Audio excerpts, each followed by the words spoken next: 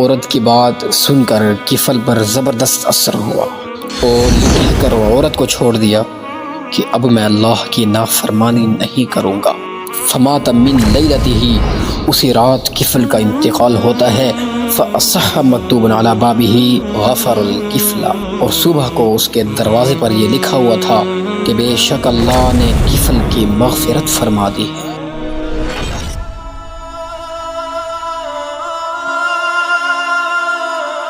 بسم اللہ الرحمن الرحیم، اللہ کے نام سے میں اپنی بات کا آغاز کرتا ہوں۔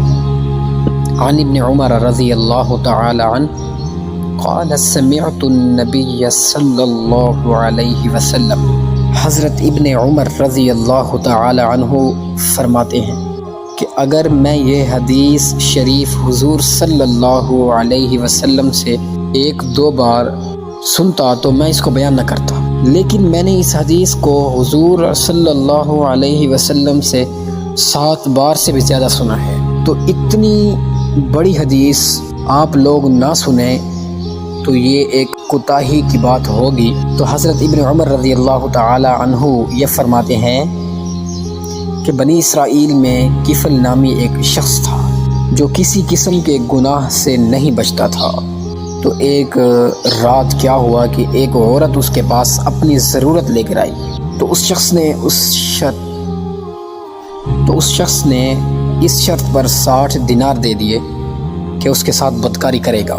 جب یہ شخص بدکاری کے لیے اس عورت پر بیٹھنے لگا تو عورت کانپتی ہوئی رونے لگ گئی۔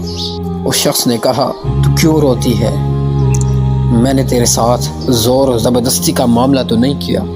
تو اس عورت نے کہا ایسا تو کیا نہیں، لیکن میں نے زندگی میں ایسا عمل کبھی نہیں کیا، مگر آج سخت ضرورت نے مجھے اس کام پر مجبور کیا ہے۔ عورت کی بات سن کر کفل پر زبردست اثر ہوا اور یہ کہہ کر عورت کو چھوڑ دیا کہ اب میں اللہ کی نافرمانی نہیں کروں گا۔ فمات من لیلتہ، اسی رات کفل کا انتقال ہوتا ہے۔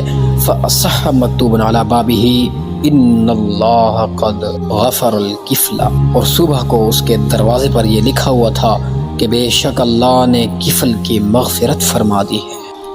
اللہ اکبر،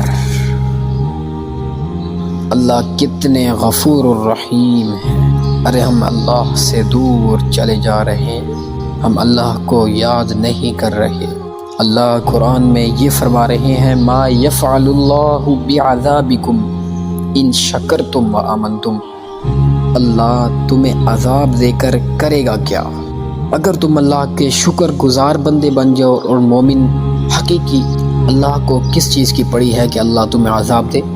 دیکھیے، پہلی بات، زندگی میں اگر گناہ ہو جاتا ہے تو فوراً توبہ کر لے۔ موت ٹھہری آنے والی آئے گی، تجھ پہ ایک دن خاک ڈالی جائے گی۔ یہ موت ایک ایسی تلوار ہے جو ہر وقت تجھ پر چمک رہی ہے، تجھے نہیں پتا کہ کبھی بھی وار کر سکتی ہے، تیرا گلا اتار دے گی۔ اس لیے توبہ کرنے میں تاخیر مت کر، اور اگر گناہ میں مسلسل زندگی گزار رہا ہے تو اللہ سے ڈر۔ یا ایھا الذین آمنوا اتقوا اللہ حق تقاتہ، اللہ قرآن میں یہ فرما رہے ہیں کہ اے ایمان والو، اللہ سے ایسے ڈرو جیسے ڈرنے کا حق ہے۔ آج ہمارے دلوں سے اللہ کا خوف اٹھ گیا، آج ہمارے دلوں سے اللہ کی عظمت اٹھ گئی۔ اس کا نتیجہ کیا ہوا کہ ہم گناہوں میں لگ گئے۔ اس کا نتیجہ کیا ہوا؟ ہم نے نماز چھوڑ دی۔ اس کا نتیجہ کیا ہوا؟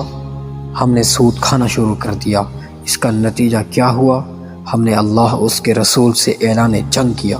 اس کا نتیجہ کیا ہوا کہ ہم انسانوں کے ساتھ، مومنین کے ساتھ دھوکہ بازی کرنے پر اتر گئے، جھوٹ بولنے پر اتر گئے، خیانت کرنے پر اتر گئے، اور جس کی وجہ سے معاشرے میں فساد پھیلتا گیا، آج پوری دنیا میں فساد پھیل چکا۔